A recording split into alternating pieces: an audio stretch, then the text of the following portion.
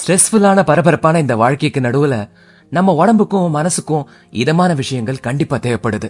எப்பவும் crime thriller மாதிரி கதைகள் இல்லாம இன்னைக்கு கொஞ்சம் வித்தியாசமா சில அயல் நாட்டு கதைகளை கேட்க போறோம்.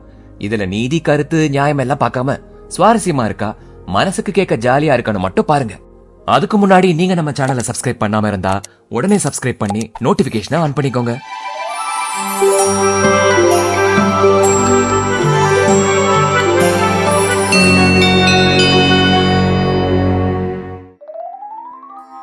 முன்னொரு காலத்துல ஒரு அரசனும் அரசியும் இருந்தாங்க. அவங்களுக்கு குழந்தையே இல்லைன்னு அவங்க ரொம்ப கவலைப்பட்டாங்க. ஒரு வனதேவதை கிட்ட போய் பிள்ளை வரம் கேட்டாங்க. குழந்தை எதுக்கு? குழந்தைகள்னால என்ன பயன்? குழந்தைகள்னால உங்களுக்கு தொல்லை தான் ஏற்படும் அப்படின்னு அந்த வனதேவதை சொல்லுச்சு. அரசி ரொம்ப கெஞ்சி கெஞ்சி கேட்டுக்கிட்டா.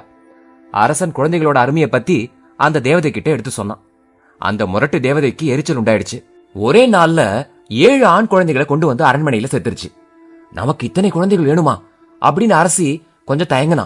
தேவதைக்கு கோபம் வந்துருச்சு. நீதானே குழந்தைகள் வேணும் வேணும்னு கேட்ட, அதான் குழந்தைகள்லாம் வந்துருச்சு.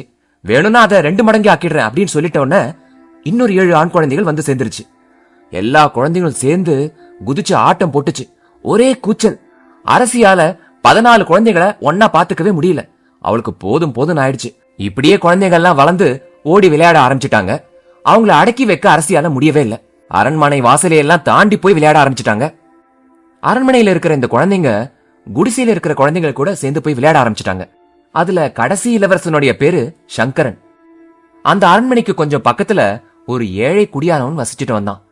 அந்த குடியானுக்கு கங்கை அப்படிங்கிற பேர்ல ஒரு அழகான பொண்ணு இருந்தா.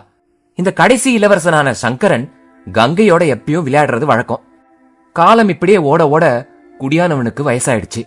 தன்னுடைய மகளுக்கு திருமணம் பண்ணணும் அப்படின்னு முடிவு பண்ணிட்டான். ஒரு நாள் அவனை தேடி ஒரு நல்ல தேவதை வந்தது. என்ன ரொம்ப வருத்தமா இருக்க அப்படின்னு கேட்டுச்சு. எனக்கு வயசாயிடுச்சு, உடம்பும் சரியில்லை, நான் செத்து போயிட்டா என்னோட மகளுக்கு யாருமே இல்லையே, நான் என்ன பண்றது அப்படின்னு சொல்லி ரொம்ப கஷ்டப்பட்டான். நீ பேசாம உன் பொண்ண என்கிட்ட ஒப்படைச்சிரு, நான் பாத்துக்கிறேன் அப்படின்னு அந்த தேவதை சொல்லிச்சு. குடியானவனுக்கு கொஞ்சம் கஷ்டமா இருந்தாலும் மகளுக்கு ஒரு நல்ல வாழ்க்கை கிடைக்க போகுதே அப்படின்னு நினைச்சு அந்த தேவதை சொன்னதுக்கு ஒத்துக்கிட்டான். மறுநாள் தன்னோட பொண்ணு கங்கைக்கு நல்ல புது துணிமணிகளை வாங்கி உடுத்தி அந்த தேவதை கிட்ட அழைச்சிட்டு போனான். அந்த தேவதையும் கங்கைய ரொம்ப அன்பா பாத்துக்குச்சு. கங்கை தேவதையோட வீட்டுல ரொம்ப சந்தோஷமா வளர்ந்து வந்தா. கொஞ்ச காலத்துல அந்த குடியானவனு இறந்து போயிட்டாரு. கங்கை வளர்ந்து பெரிய பொண்ணாயிட்டா. இது இப்படி இருக்க, இன்னொரு பக்கம் அரண்மனையில இருந்த இளவரசர்கள் பெரியவங்க ஆனப்புறம் ஒவ்வொருத்தரா அரண்மனையை விட்டு வெளியே போக ஆரம்பிச்சாங்க. அதுல சில இளவரசர்கள் பணம் சம்பாதிக்கிறதுக்காக கடல் கடந்து போனாங்க. இன்னும் சில பேர் சின்ன சின்ன ஊர்களை பிடிச்சு அரசாட்சி பண்ணாங்க. மத்தவங்க அயல் நாடுகளுக்கு போய் அங்க இருக்கிற இளவரசிகளை கல்யாணம் பண்ணிக்கிட்டு சந்தோஷமா வாழ்ந்தாங்க. ஆனா கடைசி இளவரசன் சங்கரன் மட்டும் அரண்மனையிலே இருந்தான். ஒரு நாள் ஒரு கெட்ட தேவதை அரண்மனைக்கு வந்தது. அரசனும் அரசியும் சங்கரன் கிட்ட விளையாடிக்கிட்டு இருந்தாங்க. இன்னுமா இவனை கொஞ்சிட்டு இருக்கீங்க? அவன் என்ன சின்ன குழந்தையா? ஊரெல்லாம் சுத்தி பார்த்தாதான் அவனுக்கு கொஞ்சம் அறிவு வளரும் அப்படின்னு அந்த தேவதை சொல்லுச்சு. அவனை எப்படி தனியா அனுப்புறது? அவனுக்கு பழக்கம் இல்லையே அப்படின்னு அரசி சொன்னா. இதெல்லாம் உங்களோட தப்பு, அவனை ஒரு சோம்பேறியா மாத்திட்டீங்க அப்படின்னு அந்த தேவதை சொல்லுச்சு. சங்கரனுக்கு சிரிப்பு வந்துருச்சு. நான் வெளியூருக்கெல்லாம் போக முடியாது, இந்த தேவதைக்கு வேற வேலையே கிடையாது போல இருக்கு அப்படின்னு சங்கரன் சொன்னான். போதும், வாயை முடிக்கும் அப்படின்னு அந்த பொல்லாத தேவதை கோபமாயிடுச்சு. உன்னை பேச முடியாம ஆக்கிடுறேன் அப்படின்னு கையில வச்சிருந்த மந்திர கோலால அவனை தொட்டுச்சு. உடனே சங்கரன் ஒரு குருவியா மாறிட்டான். அரசிக்கும் அரசனுக்கும் ரொம்ப கஷ்டமாயிடுச்சு.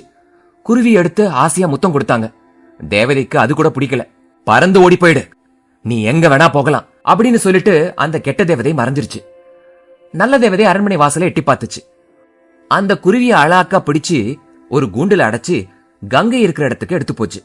இந்த குருவியை நல்லா பாத்துக்கணும், கூண்டை திறந்தா பறந்து ஓடிடும், அதனால ஏமாந்துராத அப்படின்னு எச்சரிக்கை பண்ணிட்டு கங்கை கிட்ட கொடுத்துட்டு போயிடுச்சு. சங்கரன் குருவியா மாறினதால அவனுக்கு ரொம்ப கஷ்டமா இருந்தது. ஆனா எப்படியோ கங்கை கிட்ட வந்து சேர்ந்துட்டோமே அப்படின்னு நினைச்சு ரொம்ப சந்தோஷப்பட்டான். குருவி கூண்டை விட்டு வெளியில வர்றதுக்கு முயற்சி பண்ணிக்கிட்டே இருந்தது. ரக்கைகளை அடிச்சுக்கிட்டே இருந்தது. கங்கைக்கு பக்கத்துல போனோம் அப்படின்னு ரொம்ப ஆசைப்பட்டது. கங்கைக்கும் குருவி மேல ரொம்ப ஆசைதான். ஆனா தன்னோட விளையாட்டு நண்பன் சங்கரன் தான் அந்த குருவிங்கிறது அவளுக்கு தெரியாது. சிட்டுக்குருவி சிட்டுக்குருவி, நீ எவ்வளவு அழகா இருக்க அப்படின்னு அதை கொஞ்சிக்கிட்டே இருந்தா. அதுக்கு ஏதாவது சாப்பிட தீனி கொடுக்கலாம் அப்படின்னு நினைச்சுக்கிட்டு அதை கொண்டு வந்தா. அதுக்குள்ள பார்த்தா அந்த குருவி தூங்கிருச்சு. அதை எழுப்புறதுக்காக கூண்ட லேசா தட்டினா கூண்டோட கதவை திறந்து பார்த்தா, ஆனாலும் குருவி நல்லா தூங்கிட்டு இருந்தது. மறுபடியும் கதவை மூடிட்டா. தூங்கிட்டு இருக்க பறவை எப்படி ஓடி போகும் அப்படின்னு நினைச்சு கதவை திறந்து அதை கையில எடுத்தா. அது தூங்குதா இல்ல செத்து போச்சா அப்படின்னு பார்த்தா, குருவி உடனே அவ கையை விட்டு பறந்து போயிடுச்சு. அவளோட எதிரில இருந்த ஒரு நாற்காலி மேல உட்காந்துட்டு கங்கைய ஆசையா பாத்துச்சு. அதை பிடிச்சிடலாம் அப்படின்னு கங்கை ஓடி போனா. குருவி தோட்டத்து பக்கமா பறந்து போயிடுச்சு. கீச் கீச்சுன்னு கத்திக்கிட்டு அவளே சுத்தி சுத்தி வந்தது. எங்க என்னை பிடி பார்க்கலாம் அப்படின்னு சொல்ற மாதிரியே அவளுக்கு தோணுச்சு. கங்கை தோட்டத்துக்கு ஓடி வந்தா. குருவிய ஆசை ஆசையா பேசி எப்படியாவது பிடிச்சிடலான்னு பார்த்தா, ஆனா அது நடக்கல. தோட்டத்துக்கு வெளியே மெதுவா பறந்து போயிடுச்சு. கங்கையும் அதுக்கு பின்னாடியே ஓடி போனா. குருவி அப்படியே பறந்து பறந்து ஒரு காட்டுக்குள்ள போயிடுச்சு. கங்கையும் அந்த காட்டுக்குள்ள போனா. அந்த குருவி ஒரு மரத்தோட கிளை மேல உட்காந்துச்சு. கொஞ்ச நேரத்திலேயே அதோட உருவம் மாறிடுச்சு. குருவிக்கு பதிலா ஒரு அழகான இளவரசன் மரக்கிளையில உட்கார்ந்துட்டு இருந்தான். சின்ன வயசுல தன்னோட விளையாடின சங்கரன் தான் அங்க இருக்கிறது அப்படின்னு அவளுக்கு தெரிஞ்சது. உண்மையிலே நீ சங்கரன் தானா? என்னை விட்டு ஏன் பறந்து போன அப்படின்னு அவ கேட்டா. ஏதோ ஒரு சாபத்தினால நமக்கு கெடுதல் ஏற்பட்டிருக்கு அப்படின்னு சொல்லிக்கிட்டே சங்கரன் மரத்தை விட்டு கீழே இறங்கி வந்தான். 2 பேரும் உல்லாசமா நடந்து போனாங்க. காட்டுல கிடைச்ச காய் பழங்கள் எல்லாம் சாப்பிட்டுட்டே போனாங்க. அவங்களுக்கு நடந்த துன்பங்களை பத்தி பேசிக்கிட்டே 2 பேரும் நடந்துகிட்டே போயிட்டு இருந்தாங்க.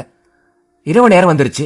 எங்க போறது, வழி கூட தெரியலையே அப்படின்னு சொல்லி கங்கை புலம்ப ஆரம்பிச்சுட்டா. கொஞ்ச தூரத்துல ஒரு விளக்கு வெளிச்சம் தெரிஞ்சது.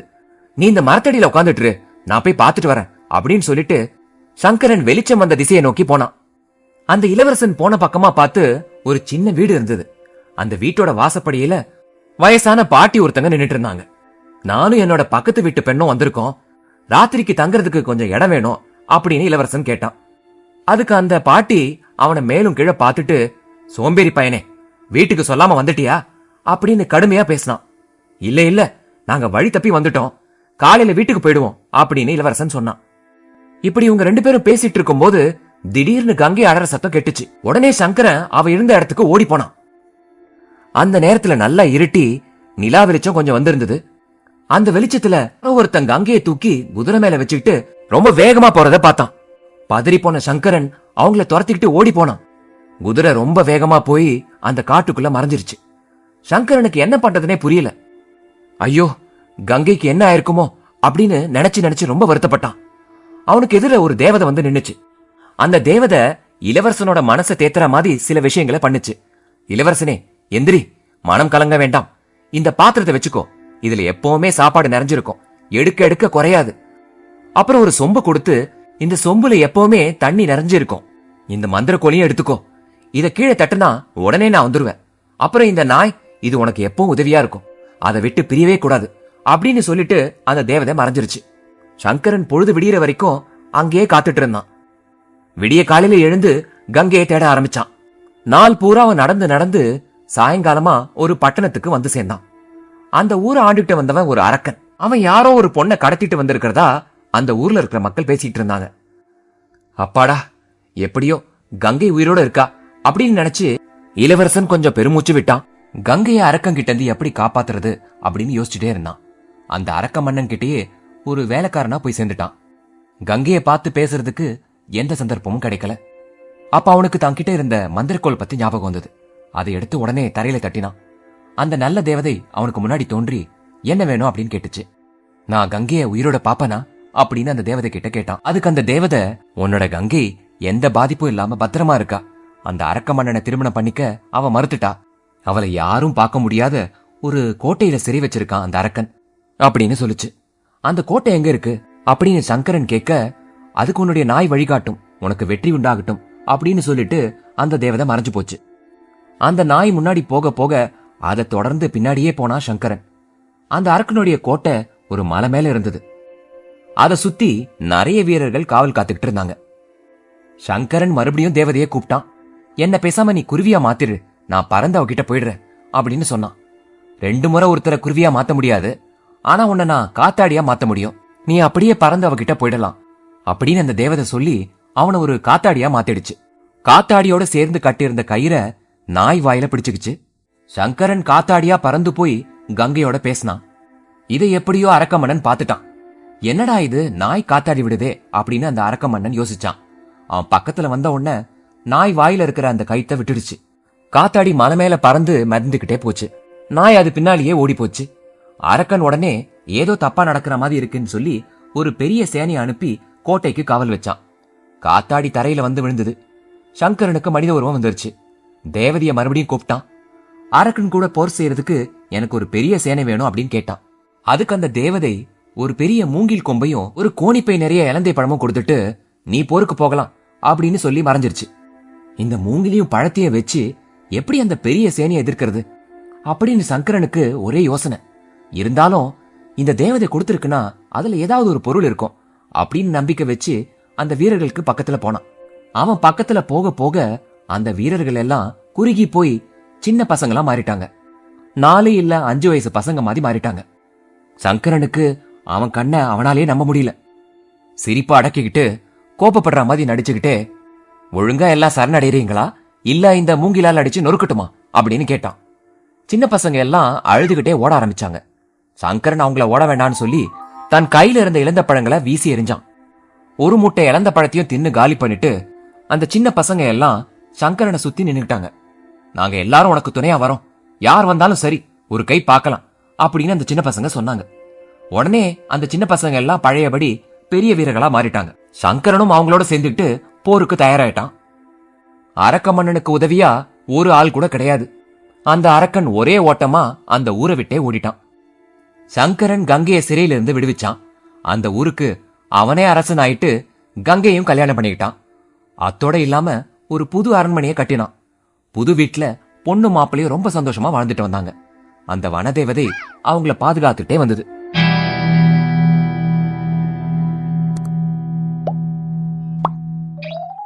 அடுத்து நாம கேட்க போறது மயில் அரசன் அப்படிங்கிற கதை. ஒரு ஊர்ல ஒரு அரசனும் அரசியும் இருந்தாங்க. அவங்களோட அரண்மனையில குழந்தைங்களை பிறந்தா உடனே வனதேவதைகளை கூப்பிட்டு அந்த குழந்தைங்களோட எதிர்காலம் எப்படி இருக்கும் அப்படின்னு கேட்கறது வழக்கம். அரசிக்கு 2 ஆண் குழந்தைகள் இருந்தாங்க. 3ஆவதா ஒரு பெண் குழந்தை பிறந்தது. அரசி வனதேவதைகளை கூப்பிட்டு அந்த குழந்தைங்களோட எதிர்காலத்தை பத்தி கேட்டா. அந்த குழந்தை ரொம்ப அழகா இருந்தது. அம்மாவோட மடியில ரொம்ப அழகா படுத்து உறங்கிக்கிட்டு இருந்தது. வனதேவதைகள் வந்துருச்சு. குழந்தைக்கு பக்கத்துல வந்து உட்காந்து பாத்துச்சு. இந்த குழந்தையால கூட பிறந்தவங்களுக்கு கஷ்டம் வரும், ஏன் உயிருக்கு கூட ஆபத்து வரலாம் அப்படின்னு சொல்லிட்டு அந்த தேவதைகள் மறைஞ்சிருச்சு. அதை கேட்ட அரசி ரொம்ப வருத்தப்பட்டா. அரசியோட வருத்தத்துக்கு காரணம் ராஜா கேட்க அரசியும் அரசன் கிட்ட அந்த தேவதைகள் சொன்ன விஷயங்களை சொல்றா. இளவரசர்களுக்கு தீங்கு வராம பாதுகாக்கணுமே, அதுக்கு என்ன பண்றது அப்படின்னு 2 பேரும் யோசிக்க காட்டுல இருக்கிற ஒரு முனிவரை பார்த்து இந்த விஷயத்த சொல்லி அந்த முனிவர்கிட்ட ஆலோசனை கேட்கிறாங்க. முனிவரே, இளவரசர்களை எப்படி காப்பாத்துறது அப்படின்னு அரசி கேட்க அதுக்கு அந்த முனிவர், வருவது வந்தே தீரும், அதை தவிர்க்க முடியாது, ஒரு கோபுரத்தை கட்டி இளவரசிய அதோட உச்சியில தங்க வைங்க, சுத்திலும் காவல் காக்க ஆளுங்க எப்பவும் இருக்கணும் அப்படின்னு முனிவர் சொன்னார். முனிவர் சொன்ன மாதிரியே ஒரு உயரமான கோபுரத்தை கட்டினாங்க. அதோட உச்சியில ஒரு அறையில இளவரசிய தங்க வச்சாங்க. அந்த அறையை விட்டு இளவரசி வெளியே வரதே இல்ல. அரசனும் அரசியும் தினமும் வந்து இளவரசிய பார்த்துட்டு போவாங்க. இளவரசி வளர்ந்து பெரியவளாயிட்டா. கொஞ்ச வருஷத்துக்கு அப்புறம் அரசனும் அரசியும் இறந்து போறாங்க. அவங்களுடைய மூத்த மகன் அரசன் ஆயிடுறான். அரசனான அண்ணன் தங்கைய பார்க்க போறான். நீ இப்ப அரசனாயிட்ட, உன்னோட விருப்பம் போல நீ எதை வேணா செய்யலாம், இந்த சிறையில இருந்து நீயாவது என்ன வெளியே கொண்டு வர மாட்டியா அப்படின்னு அழுதுகிட்டே அந்த இளவரசி கேக்குறா. அவளை அழ வேண்டான்னு சொல்லி அந்த அரசன் தங்கைய ஒரு வழியா சமாதானப்படுத்துறான். அவளை ஒரு பெரிய அரண்மனையில கொண்டு போய் அங்க தங்க வைக்கிறான். அந்த பறந்து விரிஞ்ச அரண்மனையையும் அதை சுத்தி இருக்கிற அழகான தோட்டத்தையும் பார்த்து ரொம்ப சந்தோஷமாயிடுறா இளவரசி. ஒரு நாள் அந்த தோட்டத்துல ஒரு அழகான மயில் தோகையை விரிச்சு ஆடிட்டு இருந்தது. உடனே இளவரசி தன்னோட அண்ணனை கூப்பிட்டுட்டு, அண்ணா அத பாத்தியா, அந்த மயில் எவ்வளவு அழகா ஆடுது, நான் கல்யாணம் பண்ணிக்கிறதா இருந்தா மயில்களோட அரசனைத்தான் கல்யாணம் பண்ணிப்பேன் அப்படின்னு சொல்றா. மயில்களோட அரசனை நான் எங்க போய் தேடுறது அப்படின்னு அரசன் கேக்குறான். தேடி கண்டுபிடிக்க வேண்டியது உன்னோட வேலை, நான் வேற யாரும் கல்யாணம் பண்ணிக்கவே மாட்டேன் அப்படின்னு திட்டவட்டமா சொல்லிடுறா இளவரசி. 2 அண்ணன்களும் தங்கைகளுக்காக மாப்பிள்ளை தேடி அலையறாங்க. மயில்களோட அரசன் எங்க இருக்கான் அப்படின்னு போற வரவங்க கிட்ட எல்லாம் கேட்டுட்டே போறாங்க. மயிலரசனை பத்தி யாரும் கேட்டதும் இல்ல, பார்த்ததும் இல்ல. இப்படி அண்ணன்கள் 2 பேரும் மயிலரசனை தேடிட்டு இருக்கிற சமயத்துல ஒரு கருடன் கடற்கரை ஓரமா பறந்துகிட்டே இருந்தது. அந்த கருடனை பார்த்து, மயிலரசன் இருக்கிற இடம் உனக்கு தெரியுமா, நீ அவனை பார்த்திருக்கியா அப்படின்னு கேக்குறாங்க. கருடன் அந்த கடற்கரை மணல்ல படம் வரைஞ்சு காட்டுச்சு. மயிலரசனுடைய ஊர் கடலை தாண்டி பல மைல் தூரத்துல இருக்கு அப்படிங்கிற மாதிரி அந்த படம் இருந்தது. அந்த கருடனும் பறந்து போயிடுச்சு. 2 அண்ணன்களும் கப்பல்ல ஏறி கடலை கடந்து போனாங்க. மயிலரசனுடைய நாட்டுக்கு எப்படியோ வந்து சேர்ந்துட்டாங்க. அந்த ஊரோட கடற்கரையில நிறைய மயில்கள் கூட்டம் கூட்டமா நின்னுட்டு இருந்தது. அந்த ஊரோட மக்கள் எல்லாம் மயில் இறகால ஆன ஆடைகளை தான் அணிஞ்சிட்டு இருந்தாங்க. மயிலரசன் தேர்ல உட்காந்துக்கிட்டு வீதி வழியா போனான். அவனும் மயில் இறகால ஆன ஆடைகளை தான் அணிஞ்சிட்டு இருந்தான். அவன் தலையில இருந்த மகுடம் கூட மயில் இறகால் தான் செய்யப்பட்டிருந்தது. பொன்னால் செய்யப்பட்ட அந்த தேர்ல ரொம்ப அழகா உட்காந்துட்டு இருந்தான். மொத்தம் 12 மைல்கள் சேர்ந்து அந்த தேரை இழுத்துட்டு போச்சு. நம் தங்கைக்கு ஏத்த கணவன் இவன் தான், இவனுக்கு தான் கல்யாணம் பண்ணி வைக்கணும் அப்படின்னு அண்ணன்கள் 2 பேரும் முடிவு பண்ணாங்க. மயிலரசன் தேரை நிறுத்தினான். நீங்க யாரு, எந்த ஊர்ல இருந்து வந்திருக்கீங்க அப்படின்னு கேட்டான். நாங்க ஆயிரக்கணக்கான மைல் தூரத்துல இருந்து வந்திருக்கோம் அப்படின்னு சொல்லிட்டு இளவரசியோட படத்தை மயிலரசன் கிட்ட காட்டுறாங்க.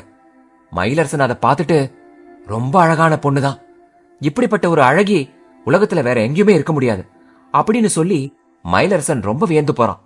அதுக்கு அந்த அண்ணன்கள், எங்களோட தங்கியோட அழக வர்ணிக்கவே முடியாது, அவளோட முழு அழகையும் நீங்க படத்துல பார்க்க முடியாது, உங்களுக்கு விருப்பம் இருந்தா அவளையே உங்களுக்கு கல்யாணம் பண்ணி வைக்கிறோம் அப்படின்னு அவங்களோட எண்ணத்தை தெரிவிக்கிறாங்க. மயிலரசனும் ரொம்ப சந்தோஷமா அந்த கல்யாணத்துக்கு ஒத்துக்கிறான்.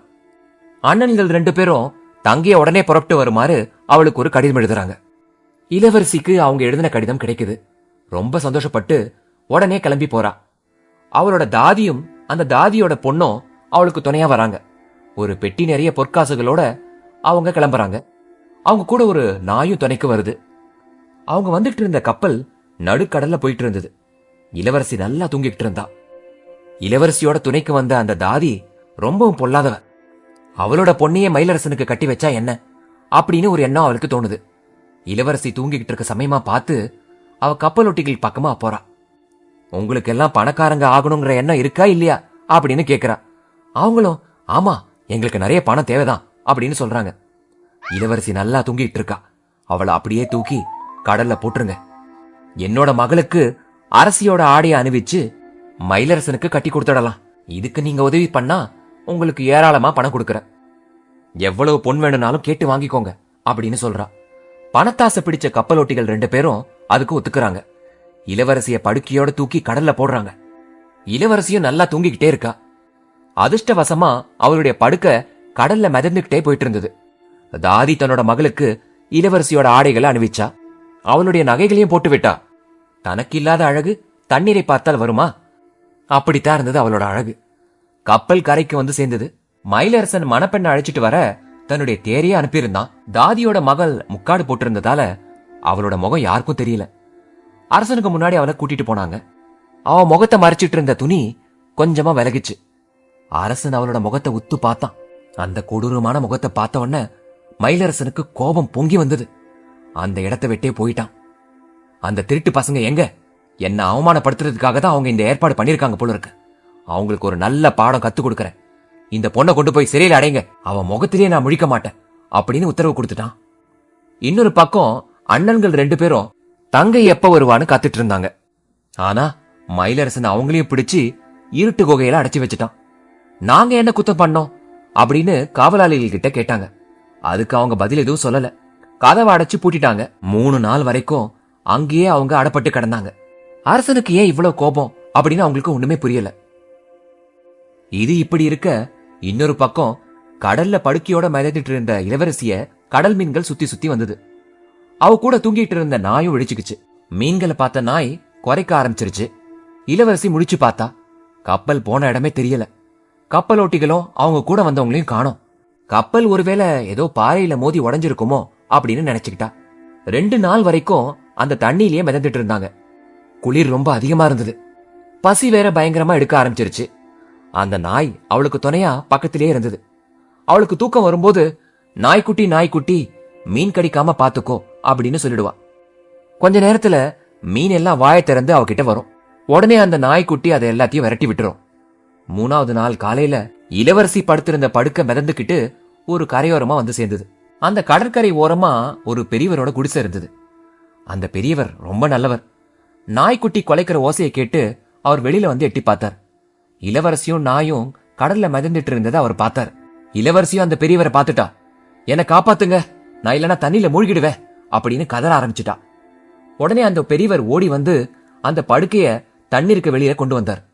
இளவரசியை அவர் கூடவே கூட்டிட்டு அவர் குடிசைக்கு கூட்டிட்டு போனார். செத்து போன தன்னோட பொண்டாட்டியோட புடவையை எடுத்து இளவரசிக்கு கொடுத்தார். அந்த பெரியவர் கொடுத்த புடவையை உடுத்திக்கிட்டு ஈர துணிகளை காய வச்சா இளவரசி. இளவரசி ஒரு குடியான பொண்ண போல புடவை கட்டிக்கிட்டு இருந்தா. அந்த பெரியவர் இளவரசி சாப்பிடுறதுக்காக கொஞ்சமா சாப்பாட்டை சமைச்சு கொடுத்தாரு. நாய்க்கும் கொஞ்சம் சாப்பாடு கிடைச்சது. உங்களை பார்த்தா அரச குடும்பத்தை சேர்ந்தவங்க மாதிரி இருக்கே, இங்க எப்படி வந்தீங்க அப்படின்னு பெரியவர் கேட்டார். இளவரசி தன்னுடைய கதைய முழுசா சொன்னான். மயிலரசனை கல்யாணம் பண்ணிக்க போற வழியில தான் இந்த கஷ்டம் வந்துருச்சு அப்படின்னு இளவரசி சொல்லி முடிச்சா.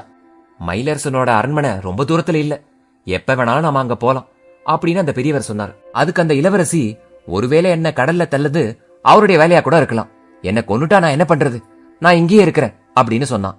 இளவரசிக்கு ஏத்த சாப்பாடு இங்க இல்லையே, மத்த எந்த வசதியுமே இங்க இல்லையே, என்ன பண்றது அப்படின்னு அந்த பெரியவர் ரொம்ப வருத்தப்பட்டார். ஒரு சின்ன கூட இருந்தா போதும், நான் நல்ல சாப்பாடு கொண்டு வந்து தரேன் அப்படின்னு இளவரசி சொன்னான். அந்த பெரியவரும் ஒரு சின்ன கூடையை கொண்டு வந்து கொடுத்தார். இளவரசி அதை வாங்கிட்டு அந்த நாயோட கழுத்துல கட்டி விட்டா. நாய்க்குட்டி நாய்க்குட்டி, பட்டணத்துக்கு போய் நல்ல சாப்பாடு கொண்டு வா அப்படின்னு சொல்லிட்டு அந்த நாயை அனுப்பி வச்சா. அந்த நாய் நேரா அரண்மனைக்கு போச்சு. சமயக்கட்டுக்குள்ளேயும் பூந்துருச்சு. அங்க மயிலரசனுக்காக சமைக்கப்பட்டிருந்த அருமையான உணவு இருந்தது. அத கூட நிறைய அள்ளி போட்டுட்டு இளவரசி கிட்ட ஓடி வந்துச்சு. நல்ல நாய் அப்படின்னு இளவரசி அதை தட்டி கொடுத்தா. கூடையில இருந்ததை எடுத்துக்கிட்டு நாயை மறுபடியும் வெளியில அனுப்பினான். அது மறுபடியும் அரண்மனைக்கு ஓடி போய் கூடை நிறைய பலகாரங்களை கொண்டு வந்துச்சு. இப்படியா மயிலரசனுடைய சாப்பாடு முழுசா கொஞ்சம் கொஞ்சமா இளவரசி கிட்ட வந்துருச்சு. இதனால மயிலரசன் சரியாவே சாப்பிட முடியல. அவருக்கு கோபமா வந்துச்சு. ராத்திரி சாப்பாடாவது சரியா பண்ணி வைங்க அப்படின்னு சொல்லிட்டு போயிட்டாரு. பொழுது சாஞ்சதும் இளவரசி மறுபடியும் நாயை அனுப்புனா. அவ்வளவு நல்ல சாப்பாடு வேற எங்க கிடைக்கும்? நாய் கிடைச்ச வரைக்கும் எடுத்து கூடையில போட்டுக்கிட்டு ஓட்டம் பிடிச்சது. அரசன் சாப்பிட வந்துட்டான். அவனுக்கு வேண்டிய உணவு கிடைக்கல. கோபம் பொத்துக்கிட்டு வந்தது. மறுநாளும் அப்படியே நடந்தது. நாய்க்குட்டி சமயம் பார்த்து உள்ள நுழைஞ்சு அரசனுக்காக சமைச்சிருந்த உணவை எடுத்துட்டு போயிடும். எப்படி இந்த சாப்பாடு காணாம போகுது அப்படின்னு சந்தேகப்பட்ட சமையல்காரன் மறைஞ்சு நின்னுக்கிட்டு பார்த்தான். அப்ப ஒரு நாய் வந்து கூடையில சாப்பாடு எடுத்து போறத பார்த்தான். அந்த நாய் பின்னாடியே நடந்து வந்தான் சமையல்காரன். அந்த நாய் கொஞ்ச நேரத்துல கடற்கரை ஓரமா இருக்கிற குடிசைக்குள்ள நுழைஞ்சது. சமையல்காரன் ஓடி போய் அரசன் கிட்ட நடந்ததை சொன்னான். அரசனுக்கு இது கொஞ்சம் வேடிக்கையா இருந்தது. நம்ம நேர்லயே போய் பார்க்கலாமே அப்படின்னு கிளம்பினான். அவன் கூட 12 வீரர்களும் கிளம்பினாங்க. அரசன் குடிசைக்குள்ள போகும்போது உள்ள நம்ம இளவரசியும் பெரியவரும் சாப்பாடு சாப்பிட்டுட்டு இருந்தாங்க. கையும் கலவுமா 2 பேரும் மாட்டிக்கிட்டீங்களா? நீங்க சாக வேண்டியதுதான். ஏமாத்தின 2 பேரும் ஒன்னா நாளைக்கு சாக போறீங்க அப்படின்னு சொல்லிட்டு இவங்க 2 பேரையும் கட்டி உருட்டி அரண்மனைக்கு கொண்டு வாங்க அப்படின்னு தன்னோட வீரர்களுக்கு கட்டளை கொடுக்கறான். அந்த சமயத்துல இளவரசி அரசனுக்கு நேரா உட்காராம திரும்பி இருந்ததால மயிலரசன் இளவரசி முகத்தை பார்க்க முடியல. இந்த பெரியவர் பேர்ல எந்த தப்பும் இல்ல அப்படின்னு சொல்லிட்டு அரசன் இருக்கிற பக்கமா பார்த்து முகத்தை திருப்பினா இளவரசி. மயிலரசன் அவளை உத்து பார்த்தான். அவ ரொம்ப அழகா இருந்தா. தன்னை தேடி வந்த இளவரசர்கள் கொண்டு வந்த படத்தை போலவே இவ இருக்காளே, நீ யாரு அப்படின்னு கேட்டான். நீங்க தேடிக்கிட்டு இருக்க இளவரசி நான் தான். இங்க வரணும்னு கடிதம் வந்தது, கிளம்பி வந்தேன். வர்ற வழியில எப்படியோ கடல்ல விழுந்துட்டேன். இந்த பெரியவர் தான் என்ன காப்பாத்தினாரு அப்படின்னு சொல்லி முடிக்கிறா இளவரசி. மயிலரசனுக்கு சந்தோஷம் தாங்க முடியல. என்னோட அண்ணன்கள் எங்க அப்படின்னு இளவரசி கேட்க, நான் தெரியாம அவங்கள சிறையில அடைச்சு வச்சுட்டேன், உங்களை இப்பயே விடுதலை செய்யறேன், வா போகலாம் அப்படின்னு சொல்லிட்டு இளவரசிய அரண்மனைக்கு கூட்டிட்டு போறான் மயிலரசன். ஒரு வழியா இளவரசியோட அண்ணன்கள் 2 பேரும் சிறைச்சாலையிலிருந்து விடுதலையாகி வெளியே வந்தாங்க. இளவரசி அவங்கள பார்த்ததும் ரொம்ப சந்தோஷப்பட்டா. அடுத்து அந்த தாதியையும் அவருடைய பொண்ணையும் மயிலரசனுக்கு எதிரில கொண்டு வந்து நிறுத்தினாங்க. அவங்களும் அவங்க பண்ண தப்ப ஒத்துக்கிட்டாங்க. அப்பதான் தாதியோட திருட்டுத்தனம் இளவரசிக்கு தெரிஞ்சது. இளவரசியோட வேண்டுகோளுக்கு இணங்க அரசன் அந்த தாதிக்கு மன்னிப்பு கொடுத்தான். கடற்கரை ஓரமா வசிச்சுட்டு வந்த பெரியவருக்கு அரண்மனையிலிருந்து தினமும் நல்ல சாப்பாடு கிடைச்சது. அது மட்டும் இல்லாம மயிலரசன் அவருக்காக பொன்னும் பொருளையும் அள்ளி அனுப்பியிருந்தான். மயிலரசன் இளவரசியோட திருமணம் ரொம்ப விமர்சையா நடந்தது. 2 பேரும் ரொம்ப நாள் சந்தோஷமா வாழ்ந்தாங்க.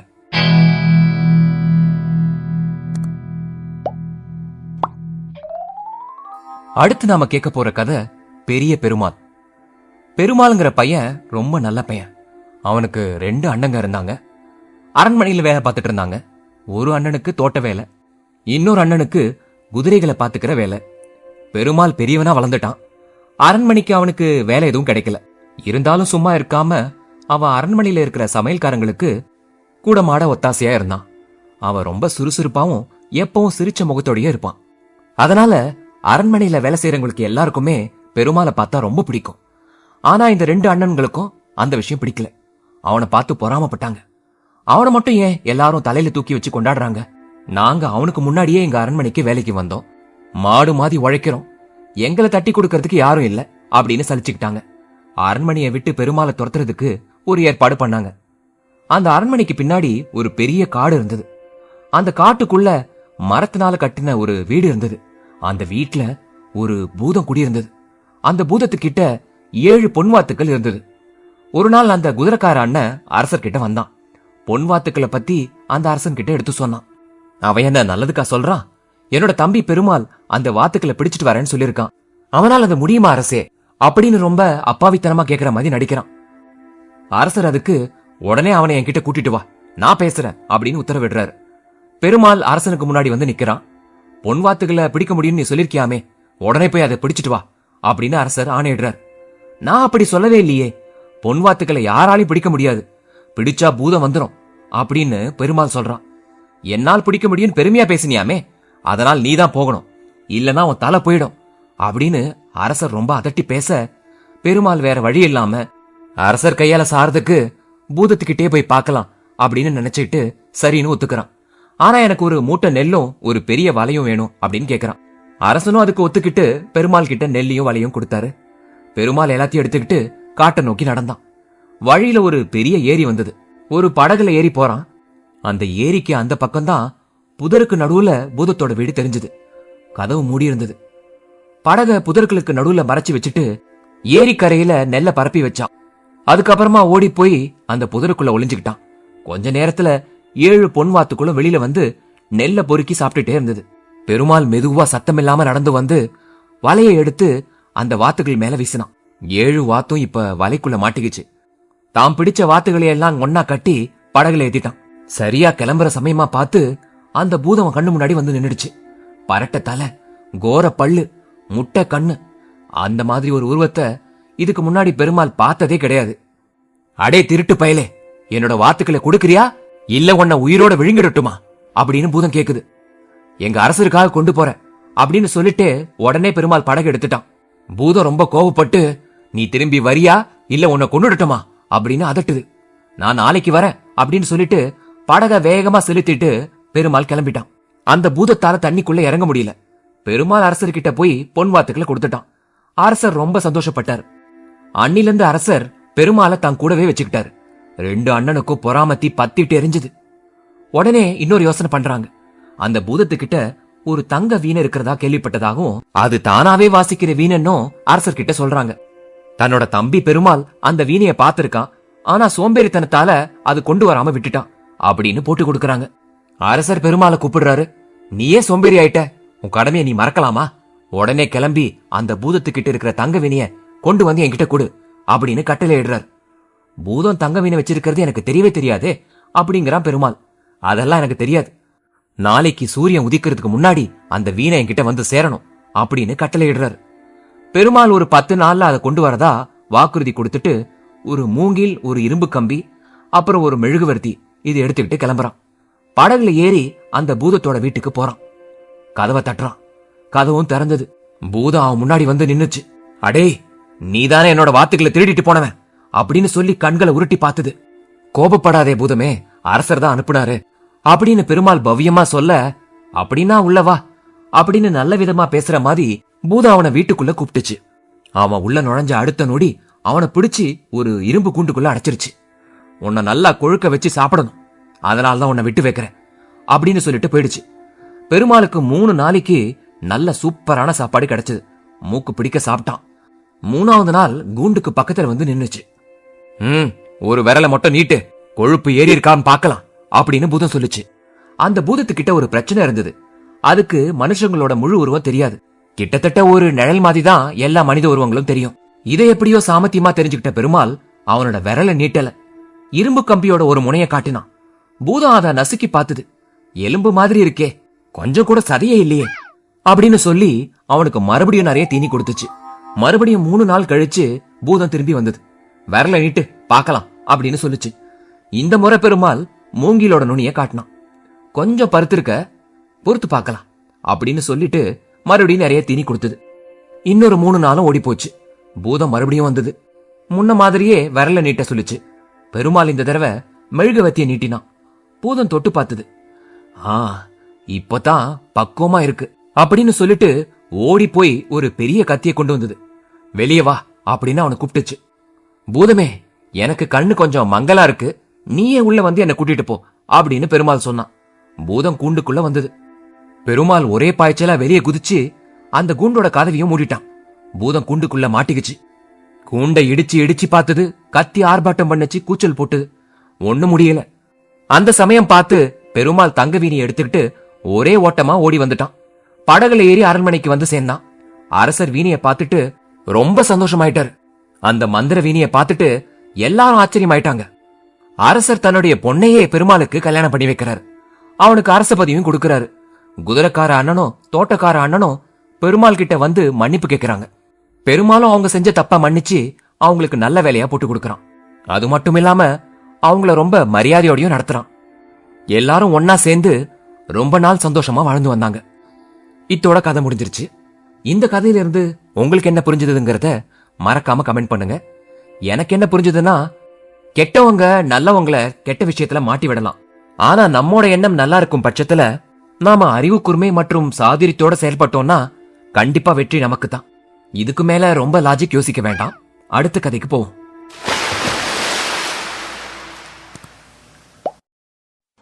இப்ப நாம கேட்க போறது ஒலிவட்டம் அப்படிங்கிற கதை. அழகப்பன் அப்படிங்கிற பேர்ல ஒரு வேடன் இருந்தான். அவன் ரொம்ப உயரமாவும் ஒல்லியாவும் இருந்தான். வேட்டையாடுறதுல அவன் ரொம்பவும் கெட்டிக்காரன். ஒரு நாள் அவன் காட்டுக்கு வேட்டையாடுறதுக்காக ரொம்ப தூரம் போனான். என்னைக்குமே பார்க்காத ஒரு புதிய இடத்துக்கு போனான். சாயங்காலம் நேரம் ஆயிடுச்சு. சூரியன் மேற்கு பக்கத்துல மலைகளுக்கு பின்னாடி மறைஞ்சிட்டு இருந்தது. வீட்டுக்கு திரும்ப வேண்டிய நேரம் வந்துருச்சு அப்படின்னு நினைச்சான். ஒரு ஒத்தடி பாதை வழியா நடந்து வந்துட்டே இருந்தான். அந்த சமயம் பார்த்து ஒரு வட்டமான ஒளி தரையில வீசிச்சு. ஆனா மனுஷனோட காலடி சுவடுகள் எதுவும் தெரியல. வேடன் அதை உத்து பார்த்தான். இதென்ன நடைபாதை மாதிரி தெரியுதே, ஆனா எங்க போய் முடியுது அப்படின்னு யோசிச்சுட்டே இருந்தான். கீழே குனிஞ்சு அந்த ஒளி வர இடத்த பார்த்துட்டே இருந்தான்.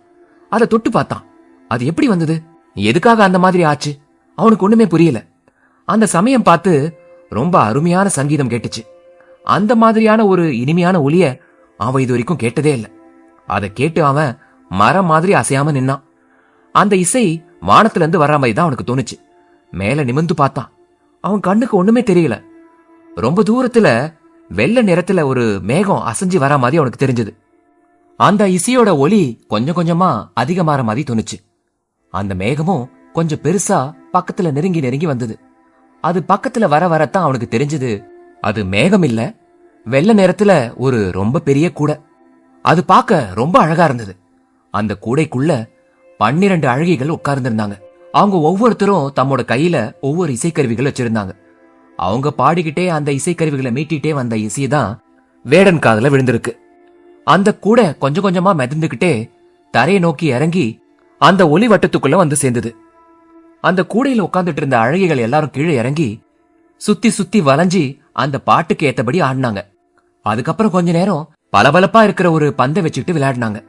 அந்த பந்துல இருந்து வீசின சிவப்பு ஒளி அவங்க முகத்துல பட்டு ரொம்ப பிரகாசமா இருந்தது. அழகப்பன் பல இடங்கள்ல நாட்டியம் பார்த்திருக்கான். ஆனா இந்த மாதிரி ஒரு நடனம் அவன் இது வரைக்கும் பார்த்ததே இல்லை. அந்த இசையும் அவ்வளவு அற்புதமா கேட்கறதுக்கு ரொம்ப மனசுக்கு இதமா இருந்தது. ஆடி பாடிக்கிட்டு இருந்த அந்த அழகிகளும் பாக்குறதுக்கு பூக்களை மாதிரி ரொம்ப அழகா இருந்தாங்க. அவங்க வட்டமா சுத்தி சுத்தி ஆடினது கண்கொள்ளா காட்சியா இருந்தது. இவ்வளவு விஷயத்தையும் அழகப்பன் புதருக்கு பின்னாடி ஒளிஞ்சுக்கிட்டு பார்த்துட்டே இருந்தான். அப்பதான் அவனுக்கு ஒரு விஷயம் தெரிஞ்சது. அதுல 12வதா இருந்த பொண்ணு மத்த பொண்ணுங்களை விட ரொம்ப அழகா இருந்தா. அவளுடைய குரலும் வளைஞ்சி வளைஞ்சி ஆடின அவளோட ஆட்டமும் அந்த வேடனுக்கு ரொம்பவும் பிடிச்சு போச்சு. இந்த பொண்ண வீட்டுக்கு கூட்டிட்டு போய் நாம கல்யாணம் பண்ணிக்கிட்டா எப்படி இருக்கும் அப்படின்னு அழகப்பன் ஆசைப்பட்டான். நாம மெதுவா பக்கத்துல போய் பார்க்கலாமா அப்படின்னு அவன் யோசிச்சுட்டே இருக்கும் போது அந்த அழகிகளை எல்லாம் கூடையில உட்காந்து மறுபடியும் மேல் நோக்கி பறந்து போயிட்டாங்க. அவன் கேட்டுட்டு இருந்த இசையும் கொஞ்சம் கொஞ்சமா மறைஞ்சு போயிடுச்சு. அழகப்பனுக்கு ஒரே கஷ்டமா போயிடுச்சு. இனி மறுபடியும் அந்த அழகிகளை பாப்பனா அப்படின்னு நினைச்சு நினைச்சு வருந்திக்கிட்டு இருந்தான். அழகப்பன் ஒரு பெரிய வீரன் தான். எதிரிகளை எல்லாம் தன்னுடைய பலம் திறமையால வென்றவன் தான். இப்ப அந்த அழகிய நினைச்சு மன உருகிட்டு இருக்கான். கண்ணீரோட வீட்டுக்கு திரும்பி போனான். அவளை எப்படியாவது மறுபடியும் பார்க்கணுமே அப்படின்னு யோசிச்சுட்டே இருந்தான். மறுநாள் அந்த ஒளிவட்டம் வந்த இடத்துக்கு வந்து பக்கத்துல இருந்த புதருக்கு பின்னாடி ஒளிஞ்சிட்டு நின்னு பாத்துட்டு இருந்தான். முதல் நாள் கேட்ட மாதிரியே அந்த அருமையான இசை மறுபடியும் கேட்டுச்சு. அந்த கூடியம் வந்துச்சு. அவன் முன்னால் பார்த்தது மாதிரியே அந்த 12 அழகிகளும் கீழே இறங்கி வட்டமா சுத்தி சுத்தி ஆடினாங்க. அழகப்பன் மெதுவா அவங்க கிட்ட போனான். அழகப்பனை பார்த்த உடனே அந்த பெண்கள் எல்லாம் அந்த கூடையில ஏறி பறந்து போயிட்டாங்க. அவங்க பாடிக்கிட்டே மேகத்துல மறைஞ்சு போயிட்டாங்க. தன்னோட முயற்சி வீணாயிடுச்சே அப்படின்னு அழகப்பன் மனசுடைஞ்சு போய் மறுபடியும் வீட்டுக்கு திரும்பி வந்தான். அன்னைக்கு ராத்திரி முழுக்க அவன் தூங்கவே இல்லை. பொழுது விடிஞ்சதும் அந்த ஒளிவட்டம் இருக்கிற இடத்துக்கு மறுபடியும் போனான். மனித உருவத்தை பார்த்தா தானே அந்த அழகிகள் ஓடிடுறாங்க. அதனால அவன் ஒரு எலியோட உருவத்தை எடுத்துக்கிட்டு அந்த பக்கமா பார்த்து விளையாடிட்டு இருந்தான். அவன் எதிர்பார்த்த மாதிரியே கொஞ்ச நேரத்துல வானத்துல இருந்து அந்த கூடை பறந்து வந்தது. அதுல இருந்து 12 அழகிகளும் கீழே குதிச்சு எப்பவும் மாதிரியே பாடவும் ஆடவும் ஆரம்பிச்சாங்க. பக்கத்துல இருந்த ஒரு மரத்தோட பொந்துக்குள்ள எலி உருவத்துல இருக்க அழகப்பன் மறைஞ்சுக்கிட்டான். அவன் விரும்பின அந்த 12வது அழகி அந்த மரத்தோட கிளையில சாஞ்சு விளையாடிட்டு இருந்தா. அவ விளையாடுற பார்த்த மத்த அழகிகளும் அந்த மரத்து மேல குதிச்சு விளையாடினாங்க. அது வரைக்கும் எலி உருவத்துல பொறுமையா காத்துட்டு இருந்த அழகப்பன் தன்னுடைய உண்மையான உருவத்தை எடுத்துக்கிட்டு அவன் விரும்பின அந்த 12வது அழகிய பிடிச்சுக்கிட்டான். இந்த பொண்ணு மாட்டிக்கிட்டாலும் மத்த அழகிகள் எல்லாம் பறந்து போயிட்டாங்க. மத்த அழகிகள் தன்னை விட்டுட்டு போயிட்டதால அந்த 12வது அழகி அழ ஆரம்பிச்சுட்டா. அழகப்பன் அவளோட கண்ணீரை தொடச்சி அவளுக்கு ஆறுதலா ரொம்ப அன்பா பேசினான். அவன் அன்பா பேச பேச அந்த அழகிக்கு அழகப்பன் மேல இருந்த பயம் போய் நம்பிக்கை பிறக்க ஆரம்பிச்சது. அழகப்பன் தன்னோட வீர செயல்களை எல்லாம் அந்த அழகிக்கு எடுத்து சொன்னான். நான் சீக்கிரமே வேடர்களுக்கு எல்லாம் தலைவன் ஆயிடுவேன் அப்படின்னு சொன்னான். அவளை தன்னோட வீட்டுக்கு கூட்டிட்டு போனான். தெய்வ பிறவியான அந்த பொண்ணு ஒரு வேடனை கல்யாணம் பண்ணிக்கிட்டா. அவங்களோட கல்யாணம் ரொம்ப சிறப்பா நடந்தது. அந்த பொண்ணை பாக்குறதுக்கு ஊர்ல இருக்கிற எல்லாரும் திரண்டு வந்தாங்க. அழகப்பன் கொஞ்ச நாள்லயே அவளுக்கு ஒரு ரொம்ப அழகான வீடை கட்டி கொடுத்தான். அழகப்பன் வேட்டையாட போயிடுவான். அழகி வீட்டுல இருந்து சமையல் செய்வா. 2 பேரும் கொஞ்ச நாள் சந்தோஷமா வாழ்ந்துட்டு இருந்தாங்க. 1 வருஷம் கழிச்சு அந்த தெய்வ பொண்ணுக்கு ஒரு ஆண் குழந்தை பிறந்தது.